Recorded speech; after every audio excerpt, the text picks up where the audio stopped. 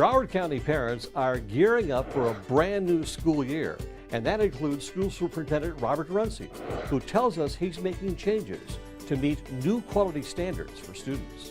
We have a number of key initiatives that we'll be working on. We'll continue our transition to Common Core State Standards. FCAT 2.0, which was recently implemented, is a stepping stone to that.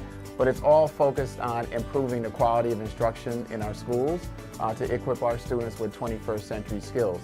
And we're really excited about the fact that we were able to restore our art, music, media specialist positions in our schools to the prior level that they were in. So we see a lot of great things occurring this year, and we're going to try to build on the success that we've had in this district over the past several years.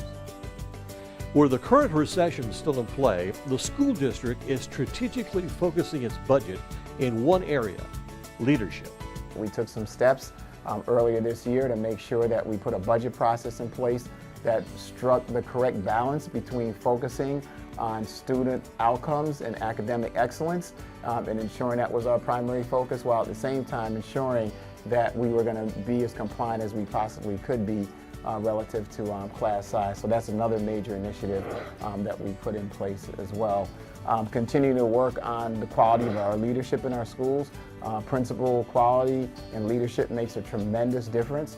We now have one unified district, so there's going to be a coherent and consistent strategy across the system, and we expect to see a lot of great advances and sharing of great ideas among our schools and our leaders as a result of that. Among these great ideas is the continual integration of technology into the classroom. Broward County is probably the leader in the state in terms of using online instruction as part of our portfolio of opportunities for students. So another big challenge is going to be to move away from essentially just having technology resources in the school to having them seamlessly integrated into instructional practices where students are using them as part of the learning process.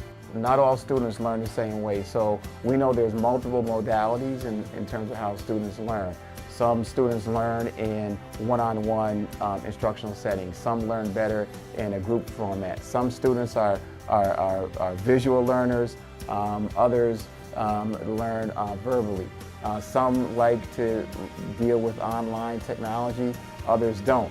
So it's really a matter of figuring out what works for our students and differentiating our technology approaches appropriately, our instructional strategies appropriately.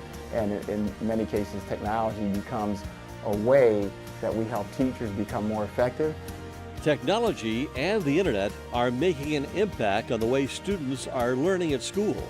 But it shouldn't end there. Parents are encouraged to continue these practices at home. It's absolutely critical to have the internet at home. You know, our families invest in lots of resources. We're asking our families to say, hey, look, investing in your child's education is the greatest gift that you can give your children.